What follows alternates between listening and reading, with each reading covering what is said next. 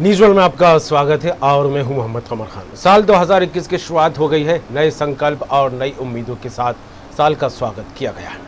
पिछला साल 2020 अपने साथ कई चुनौतियां लेकर आया और साल भर बड़े ही संघर्षों के साथ बीता 2020। ऐसे में नए साल 2021 के साथ उम्मीद की जा रही है कि इस साल सब कुछ अच्छा हो। हालांकि माना जा रहा है कि आगामी साल चुनौतियों वाला साल है। सबसे पहली और बड़ी चुनौती कोरोना और उसका नया स्ट्रेन। बीता साल जहां कोरोना के लगातार बढ़ते संक्रमण से बचाव की जद्दोजहद में बीता, तो अब नया साल की शुरुआत के साथ ही कोरोना के नए स्ट्रेन ने डराना शुरू कर दिया है। चुनौती अर्थव्यवस्था की भी है। 2024 तक $5 ट्रिलियन लक्ष्य रखा गया, लेकिन कैसे? 2022 में अर्थव्यवस्था 10% की दर से ग्रोथ करेगी, वो भी तब जब कोरोना ने रोजगार छीने। हालांकि 50-60 लाख नौकरियों का लक्ष्य रखा जा रहा है। तो वहीं कृषि कानूनों के खिलाफ किसान आंदोलन 4 जनवरी को अगली वार्ता होनी है। क्या हल निकलकर सामने आएगा, इस पर सभी की निगाहें टिकी हुई हैं। देश के बाहर देखें तो सीमा विवाद को लेकर क्या चीन के साथ बात बनेगी? जून 2020 से दोनों देशों में संबंध तनाव भरे रहे हैं। सैन्य मोर्चे पर दोनों देश लगातार जूझते रहे हैं। एक और बात कि बाइडेन प्रशासन के साथ भारत देश के संबंध कैसे होंगे? नए साल के साथ ही अमेरिका में सत्ता की धुरी बदल गई है। ट्रंप के 4 सालों के शासन के बाद अमेरिकी नीतियों में बड़ा बदलाव आने की उम्मीद है। अमेरिका में सत्ता बदलने के साथ भारत उसके साथ कैसे आगे बढ़ता है? उम्मीदों का साल, मन में कई सवाल। जी हाँ, यही आज का हमारा बात मुद्दे की, और इसी पर चर्चा आगे बढ़ाएंगे, मेहमानों से चर्चा करेंगे। लेकिन उससे पहले देखते हैं ये रिपोर्ट।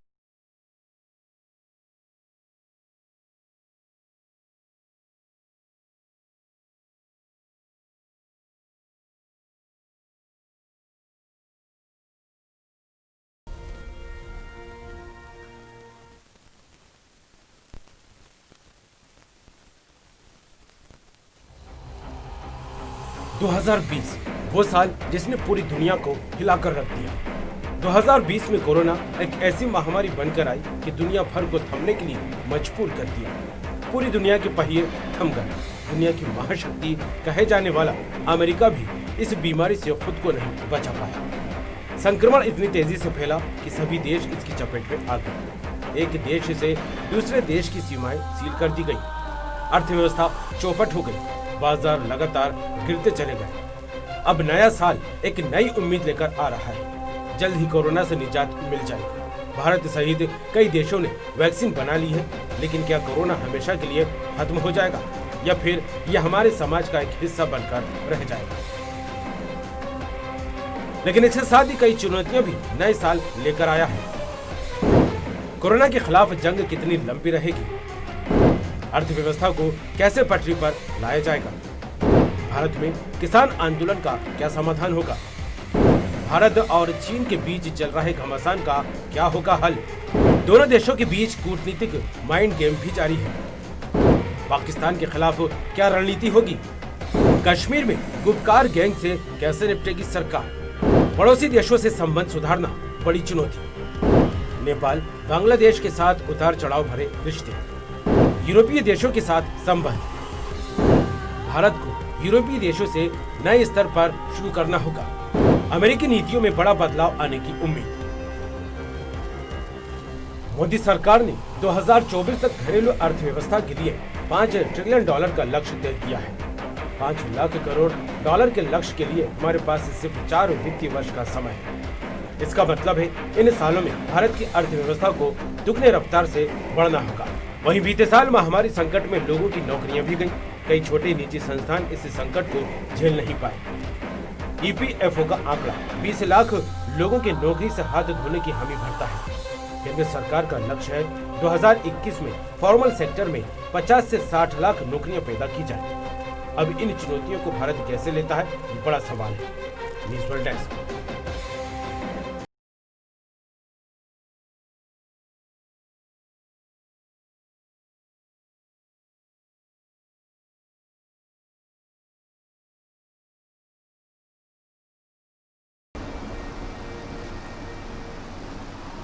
उम्मीदों का साल 2021, चुनौतियां और मन में कई सवाल। जी हां, चर्चा आगे बढ़ाते हैं। हमारे साथ मेहमान जुड़ गए हैं। बीजेपी नेता हमारे साथ रहेंगे विकास बोंद्रे जी, आपका बहुत बहुत स्वागत है। और साथ में रहेंगे कांग्रेस प्रवक्ता ब्रजेश पांडे जी, आपका भी स्वागत है। उसके अलावा हमारे साथ जुड़ेंगे वरिष्ठ पत्रकार आशीष दुबे जी, आपका भी बहुत बहुत स्वागत है। आशीष जी, चर्चा जिस तरह से देखा जाए, आप इसे शुरू करता हूँ क्योंकि बड़ी चुनौतियाँ हैं। 2021 जिस तरह से शुरू हुआ है और हालांकि उम्मीद कही है इस साल से, क्योंकि 2020 चुनौतियां तो हमें देकर चला गया, लेकिन 2021 जब आया तो कई लक्ष्य को लेकर आता दिखाई दे रहा है और कई सवालों को भी जन्म देता यहाँ पर दिखाई दे रहा है। किस तरह देखें इस साल के आगाज को?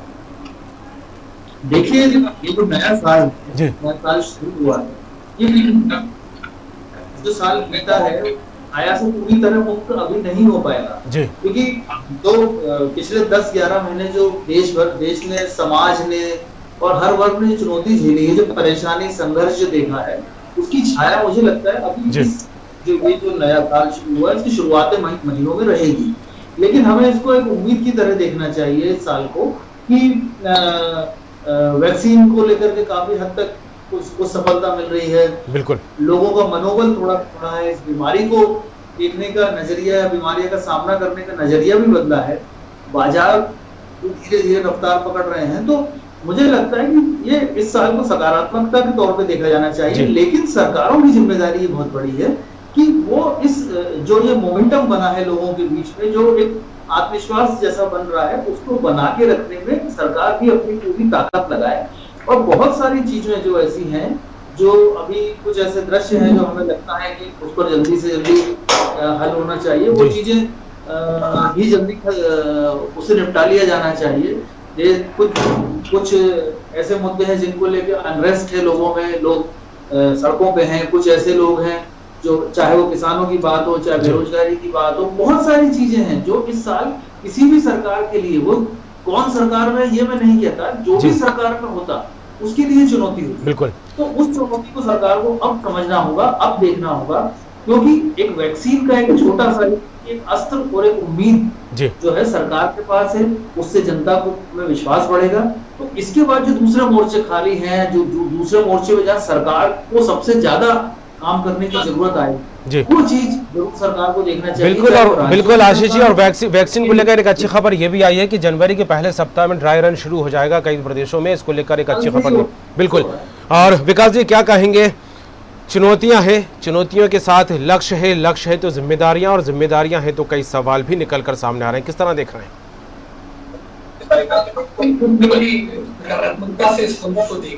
जी, कोरोना के मामले में जो हमारा विकास दर भी शिथिल पड़ी थी, वो भी पुनः आप देखेंगे कि वर्ष के अंत के साथ में ही पटरी पे आने लगी है। तो आने वाला वर्ष तो हमारी सेफ होने वाला है।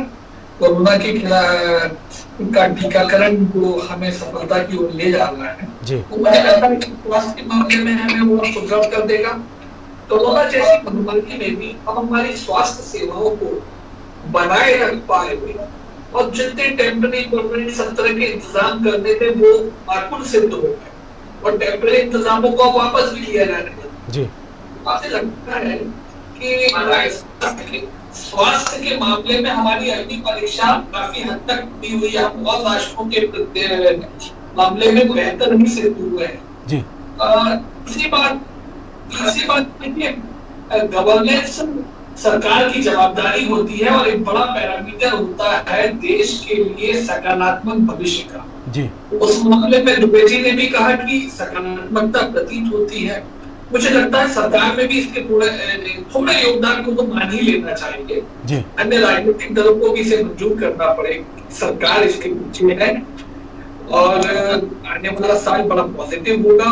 एक सुदृढ़ सरकार, एक दृढ़ निश्चयी सरकार, एक साफ नियत वाली सरकार, साफ स्पष्ट नेतृत्व वाली सरकार, और स्पष्ट नीति रखने वाली सरकार के हाथ में देश का और अनेक देशों का संचालन चल रहा है। तो बहुत अच्छा समय आने वाला। चलिए, बिल्कुल उम्मीद यही है नई साल से विकास जी की सकारात्मकता के साथ ही देश आगे बढ़े, प्रदेश भी उन्नति करते दिखाई दे।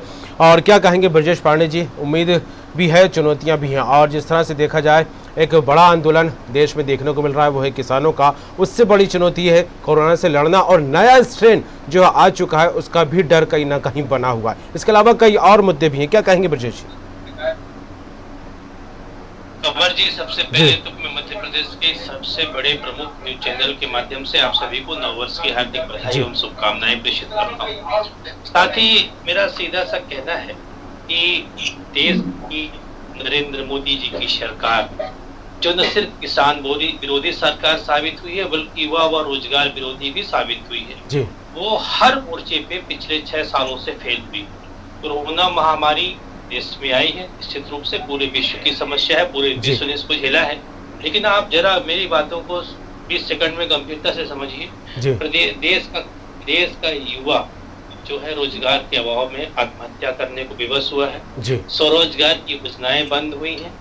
सबसे बड़ी बात यह है देश की आर्थिक स्थिति बड़ी भयावह दौर से गुजर रही है, बिल्कुल लोगों के रोजगार छिन गए हैं, युवा हताश है। प्रधानमंत्री मुख्यमंत्री कृषि उद्यमी योजना, मुख्यमंत्री स्वरोजगार योजना, प्रधानमंत्री युवा उद्यमी योजना के तहत बड़ी संख्या में युवाओं को ऋण मिलने के साथ साथ अनुदान और सब्सिडी भी मिलती थी। कांग्रेस सरकार के समय वो भी सब बंद हो गई। बड़ी शर्मनाक स्थिति है इस समय देश के अंदर। और मैंने देखा है कि जो भी आवेदन जा रहे हैं वह आवेदन जो है वो स्वीकृत नहीं हो रहे हैं। सरकार पहले किसानों, मध्य प्रदेश की स्थिति में एक बात बताऊं कि प्रधानमंत्री और देश की स्थिति, पहले सरकार किसानों के खाते में पैसे डालती है प्रधानमंत्री किसान सम्मान निधि योजना के नाम से, फिर कहती है कि साहब ये इनकम टैक्स के दायरे में आते हैं, ये पेंशनर हैं, इनके पैसे वापस करो। आप किसानों का अपमान कर रहे हो, आप देश के बेरोजगारों का अपमान कर रहे हो, देश के युवाओं का अपमान कर रहे हो। सरकार के पास कोई भी ऐसा कमर्जी इंफ्रास्ट्रक्चर प्लान नहीं है, खाली पीली बतौली है। और न तो इस सरकार की नीति स्पष्ट है, न नियत स्पष्ट है, न सोच स्पष्ट है। और जिस शासक की नीति, नियत और सोच स्पष्ट नहीं होती वो देश गलत रास्ते पर चल निकलता है। आज इस तरह की देश के अंदर समस्याएं उत्पन्न हो गई है। आशीष जी ने बड़ी अच्छी लाइन पे बात किया और मैं समझता हूँ कि विकास जी मुस्कुरा रहे हैं, लेकिन अभी मैं जिन सवालों से करूंगा अगले प्रश्न उसका उत्तर देने में वो अपने को समर्थ समझे। चलिए, नीति और कई बातों को लेकर सवाल तो आपने खड़े कर दिए विकास जी, मैं इसका जवाब लूंगा आपसे, लेकिन आशीष जी का रुख करना चाहूंगा। आशीष जी, क्योंकि चुनौतियां सरकार के सामने कम नहीं है, एक तरफ अर्थव्यवस्था को पटरी पर लाना है और जिस तरह से टारगेट 2024 तक का तय करती मोदी सरकार दिखाई दे रही है, तो वहीं विदेश को लेकर भी कई तरह की बातें हैं। जिस तरह से भारत या चीन सीमा विवाद को लेकर देख लें, और अमेरिका में भी सत्ता परिवर्तन हो चुका है, बाइडेन की सरकार है, तो ऐसे में चुनौतियां कम नहीं है। चुनौतियां हैं तो सवाल भी लगातार निकलकर सामने आ रहा है। क्या कहें, किस तरह देखें, क्योंकि रोजगार भी एक बड़ी जरूरत अब महसूस हो रही है कोरोना काल के चलते, जिस तरह से लोग बेरोजगार हुए। आशीष जी। जी देखिए, रोजगार उपलब्ध कराना सरकार की सबसे बड़ी चुनौती इस समय बनेगा जी, क्योंकि 3-3.5 करोड़ लोगों के रोजगार गए हैं। एक अनुमान जो सामने आता है, निजी और दूसरे क्षेत्रों में जो लोग जुड़े हुए थे, असंगठित क्षेत्रों के जो लोग हैं उनके रोजगार गए हैं। तो रोजगार उपलब्ध कराने के लिए सरकार क्या मैकेनिज्म अपनाएगी, ये बहुत एक दिलचस्प बात होगी। इसलिए दिलचस्प इन द सेंस कि क्या कैसे जल्दी से जल्दी वो कोई एक रास्ता निकालती है। इसलिए क्योंकि उद्योग धंधे शुरू हुए, कारोबार शुरू हुआ, बाजार खुला, लेकिन उसकी वो रफ्तार अभी नहीं है।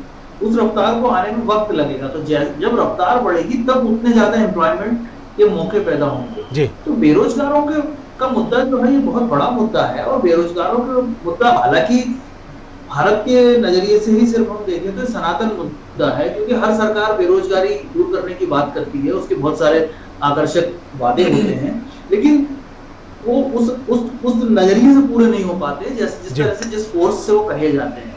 इसकी एक वजह हम ये भी मान सकते हैं कि आबादी लगातार बढ़ती है और इस तरह के अवसर जो है कम होते चले जाते हैं। लेकिन इन सब के बीच में संतुलन बनाना सरकार की जवाबदारी है। तो सरकार को ये देखना होगा, अभी जो मौजूदा सरकार है, हम चाहे मध्य प्रदेश की बात करें, उत्तर प्रदेश की करें या दिल्ली केंद्र की करें, सभी सरकारों ने रोजगार के वादे किए हुए हैं। पिछली जो सरकार है, अभी जो मौजूदा सरकार है, पिछले कार्यकाल में रोजगार के उनके पास एक बड़े वादे थे और बड़ा नंबर उन्होंने कहा था। वो जो कितना पूरा हुआ ये नई बहस का विषय हो सकता है। लेकिन जो कोरोना की वजह से जो अनएम्प्लॉयमेंट की बात सामने आई है, जो समस्या सामने आई है, उसको दूर करने के लिए सरकार को, मुझे ऐसा लगता है कि जो अधोसंरचना के काम है, जो सरकार के बस के काम है, जो इस तरह से वो कर सकती है, जो काम शुरू कराए जा सकते हैं, उसमें ज्यादा एम्प्लॉयमेंट के मौके पैदा किए जा सकते हैं। और प्राइवेट सेक्टर को जो इन्होंने पैकेज दिए हैं, जो उसको किस तरह से वो अमल में लाए या ज्यादा से ज्यादा लोग लाभ उठा सके। आज एक रिपोर्ट मैंने देखी कि स्टार्टअप मध्य प्रदेश, भारत में स्टार्टअप सबसे ज्यादा केसेस हैं स्टार्टअप के जो लोगों ने शुरू किए हैं। बिल्कुल। तो ये सब चीजें तो ठीक है, उत्पादन कर देना शुरू ठीक है, लेकिन उसकी खपत और मांग और आपूर्ति वाला जो संतुलन है बिल्कुल बिल्कुल कुल मिलाकर माना जाए कि एक स्ट्रांग रोड मैप की बेहद जरूरत अब महसूस की जा रही है, क्योंकि जिस तरह से एक बड़ा संकट 2020 में देखने को मिला। विकास जी, नीति को लेकर विपक्ष सवाल करता दिखाई दे रहा है कि स्पष्ट नहीं है सरकार की नीति, लेकिन जिस तरह से बात सामने आ रही है, नए साल को लेकर टारगेट रखा जा रहा है कि $5 ट्रिलियन लक्ष्य रखा गया 2024 तक पूरा कर लिया जाएगा। अर्थव्यवस्था को लेकर पटरी पर लाने की पूरी कोशिश की जा रही है और 2022 तक 10% दर तक ग्रोथ जो है देखी जाएगी अर्थव्यवस्था में। इस तरह की बात भी आ रही है। और एक और बड़ी जो चुनौती है वो है रोजगार को लेकर, क्योंकि कोरोना रोजगार खा गया और तो और छोटे उद्योग भी बंद हो चुके। ऐसे में क्या कुछ नीति और क्या कुछ रणनीति आगे बढ़ने के लिए बनती दिखाई दे रही है? देखिए, कोरोना का और रोजगार का जहाँ तक जोड़ है जी, हमें कोरोना के और स्टार्टिंग लॉकडाउन पीरियड में खास करके जरूर इससे हताश हुए थे, लेकिन आप देखिए वापस रिवाइवल आ गया। इस बात से समझिएगा, मैं छोटा सा उदाहरण देता हूं। आज माननीय प्रधानमंत्री जी ने भी इंदौर में जब वो बैठक को संबोधित कर रहे थे और लाइट हाउस का कार्यक्रम में शामिल हुए, तब उन्होंने विकास जी आपकी आवाज ब्रेक हो रही है। विकास जी आपकी आवाज ब्रेक हो रही है, आपकी आवाज साफ नहीं मिल रही, ब्रेक हो रही है। जी आपकी आवाज ब्रेक हो रही है, साफ नहीं मिल रही है। अच्छा, अब देखिएगा। जी बोलिएगा। देखिए, बड़े औद्योगिक केंद्रों, बड़े शहरों से जो लेबर, मतलब उसमें सेमी स्किल्ड भी है, स्किल्ड भी है, दोनों का माइग्रेशन हुआ था जी। उनको वापस बुलाने का न्योता उद्योगपतियों द्वारा, व्यवसायियों द्वारा जाने का अर्थ है जी कि रोजगार लौटा है और उन शहरों में रहने वालों के अलावा भी अन्य लोगों को रोजगार देने की जरूरत पड़ रही है। तब तो भाई यूपी से, बिहार से, मध्य प्रदेश से लोगों को बुला हुआ मुंबई, दिल्ली के आसपास, पूना, मतलब बड़े औद्योगिक केंद्रों तक जी। इंदौर में लेबर झाबुआ से जाने लगी है। इसमें सेमी स्किल्ड भी है, स्किल्ड भी है, दोनों है और अनस्किल्ड भी जी। अब दूसरी बात रही, जो बात आ रही है कि अर्थव्यवस्था और इंफ्रास्ट्रक्चर के ऊपर खर्च करनी, तो सरकार ने तो कोरोना लॉकडाउन पीरियड में जो पैकेजेस अनाउंस किए हैं वो मुझे लगता है कि काफी अच्छे रहे हैं और सफलता भी मिल रही है उनको पाने में, प्राप्त कर पाने में, और वो सहायक भी सिद्ध हो रहे हैं। आप दुबे जी दो उदाहरण देखिएगा। सरकार ने 2018, 2019 दो लक्ष्य तय किए थे। नंबर 1, स्वच्छता के मामले में हमें ODF का लक्ष्य था, तय समय में हमने पूरा किया। हर गांव तक, हर घर तक बिजली बस पहुंचाने का एक लक्ष्य था 2018 का, वो हमने तय समय सीमा में तय किया। तो इसके मायने हैं कि आज जो लाइट हाउस का शिलान्यास किया गया, लेकिन विकास जी 18-19 की परिस्थितियां अलग थी और 2020 जिस तरह से गुजरा है सभी को पता है, और ऐसे में एक स्ट्रांग रणनीति की बेहद जरूरत महसूस की जा रही है। और खुद कांग्रेस नेता ये कहते दिखाई दिया जी, कांग्रेस नेता खुद कहते दिखाई दे रहे हैं कि किसानों को ठगा गया है सरकार ने। उसके ऊपर चर्चा जी। देखिए, हाउसिंग को लेके जो एक हमारा बड़ा अहम लक्ष्य है कि 2022-23 तक सबको मकान उपलब्ध हो जाए। आज इंदौर के में लाइट हाउसेस के लिए शिलान्यास का जो कार्यक्रम है, इससे आप इसका एग्जांपल लगाइए कि इसके ऊपर किस तेजी से काम होने वाला। प्रधानमंत्री जी ने जो इस पे रोशनी डाली, इंफ्रास्ट्रक्चर की बात है, हाउसिंग को इंफ्रास्ट्रक्चर का दर्जा देने की बात है जी। और इसके साथ में जो नियम भी लाए जा रहे हैं, रेरा का नियम, ताकि फ्रॉड ना हो। बिल्कुल विकास जी, लेकिन विकास जी, ब्रजेश जी ये भी कहते नजर आ रहे हैं कि इस दौरान जिस तरह देखा जाए जो परिस्थिति बनी, किसानों को ठगने का काम भी होता यहाँ दिखाई दिया है। नहीं, देखिए एक बात जी, बड़ा व्यवहारिक निर्णय रहा जिसके ऊपर सब राजनीतिक दल पहले से सहमति जताते आए हैं कि हमें कृषि उत्पादों के व्यवसाय के क्षेत्र को विस्तारित करना पड़ेगा जी।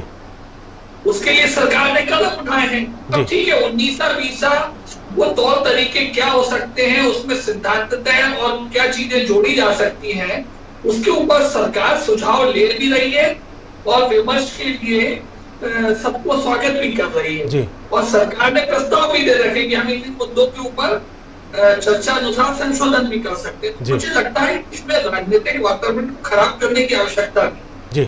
देखिए, कांग्रेस भी कृषि उत्पाद के व्यवसाय जब विस्तारित होगा तो जी, चलिए बिल्कुल एक और मुद्दा जिस तरह से देखा जाए जी विकास जी विकास जी बिरजा जी से लेते हैं। जिस तरह से बिरजा जी एक तरफ 2020 जो कोरोना से जूझता पूरा गुजरता दिखाई दिया, न सिर्फ भारत देश बल्कि पूरी दुनिया, और ऐसे में भारत और चीन सीमा विवाद को लेकर जिस तरह से देखा जाए, एक तरफ तो चुनौती कोरोना से लड़ना था, दूसरा हमारे पड़ोसी देशों के बीच जिस तरह से सीमा विवाद आया, एक बड़ा तनाव का यहाँ माहौल बनता दिखाई दिया। किस तरह देख रहे हैं इसको, क्योंकि आगामी दिनों में देखा जाए भी एक बड़ी चुनौती है देश के लिए।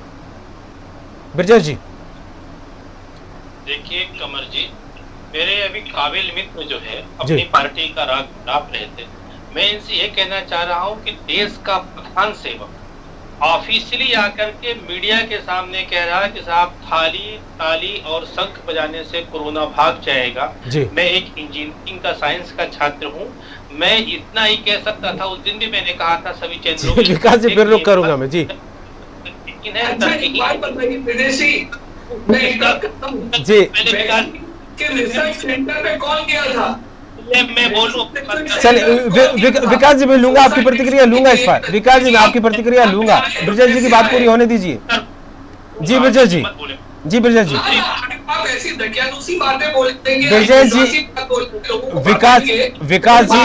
विकास जी मैं लूंगा इस पर, आपका तर्क भी लूंगा। बिरजा जी की बात पूरी होने दीजिए जी। आज कमल जी आप और आशीष जी हम समझते हैं, मध्य प्रदेश के बड़े प्रखर पत्रकार लेखक संपादक है, आप समझते हैं इस बात को।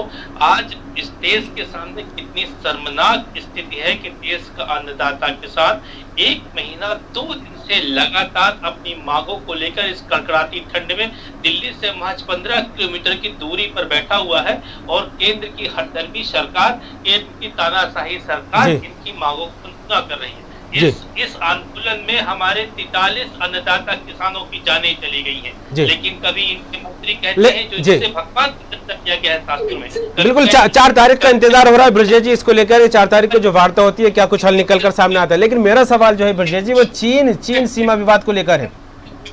कहते बिच्छू हैं, कभी कुकुरमुत्ता कहते, कभी पाकिस्तान, कभी चीन, खालिस्तान, इनको सब दे जाते हैं। अरे सब करना चाहिए केंद्र की सरकार को, इनको समझना चाहिए कि अगर नरेंद्र मोदी जी देश के प्रधानमंत्री हैं तो सिर्फ भारतीय जनता पार्टी के प्रधानमंत्री नहीं है, वो इस देश के करोड़ों आस्थाओं के प्रधानमंत्री हैं, 130 करोड़ देशवासियों के भी प्रधान सेवक हैं। चलिए बिल्कुल, जो सवाल बिरजा जी आपसे कर रहा था, मैं आशीष जी से इसका जवाब लेना चाहूंगा। आशीष जी, एक बड़ा सीमा विवाद देखने को मिला है कोरोना काल के बीच, और आगामी दिनों में इसको लेकर भी माना जा रहा है कि अगर हल होता है तो किस तरह निकलेगा, ये भी एक बड़ा सवाल बना हुआ। और इसके अलावा अगर देखा जाए तो अमेरिका से संबंधों को लेकर हालांकि काफी मजबूत संबंध होने की बात नवंबर में निकल के सामने आई थी, जब 2+2 की वार्ता हुई थी। तो ऐसे में किस तरह देखते हैं विदेश के जो मामले जुड़े हुए देश के साथ। आशीष जी देखिए हाँ, कुछ चीजें बड़ी दुर्भाग्यपूर्ण हुई है कि नेपाल है या चीन है, इनके साथ बड़ी स्थितियां भारत की पहले से जो स्थितियां थी, जो भी थोड़ा बहुत सौहार्द था वो बिगड़ा है,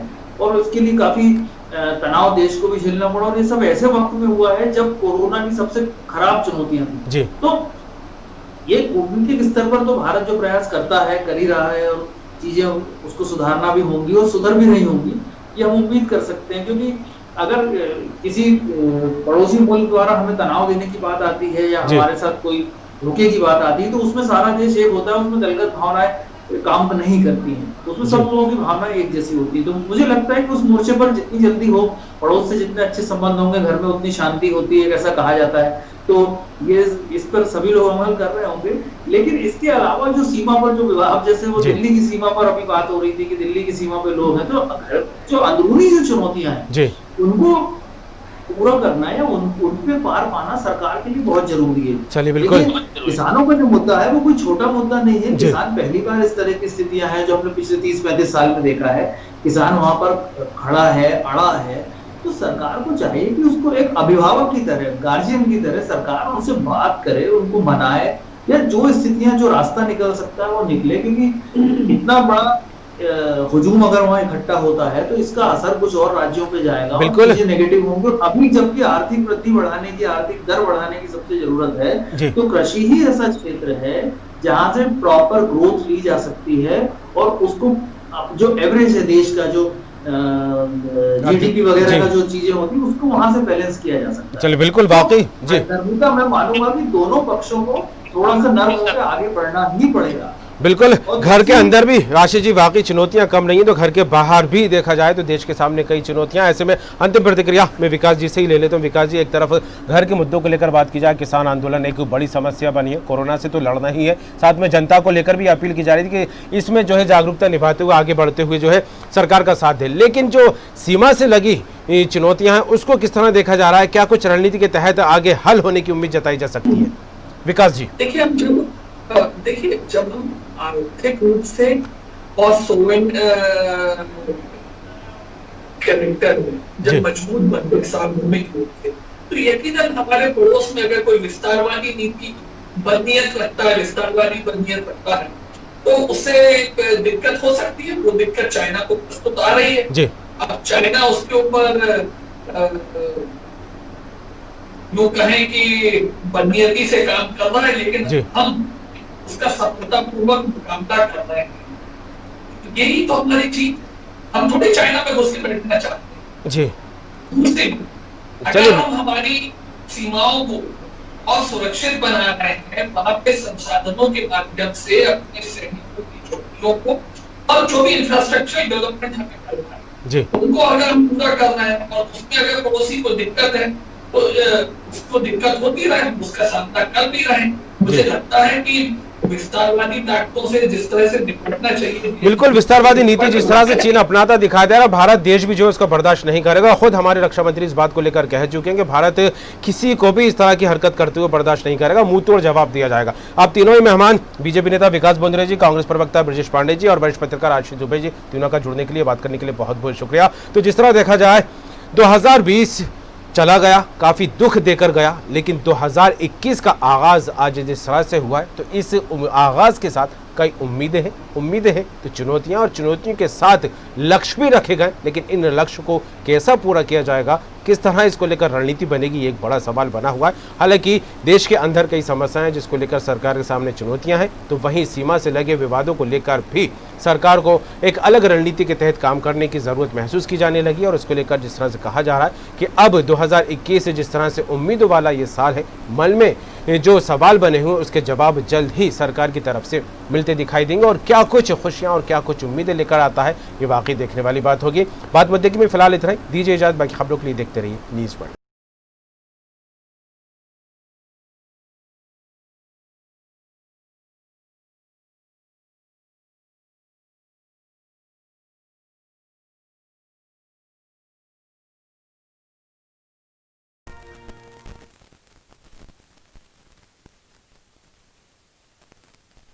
इस कार्यक्रम के प्रायोजक थे रूप मंत्र आयुर्वेदिक फेस क्रीम। ये कोई कॉस्मेटिक नहीं, आयुर्वेदिक औषधि है।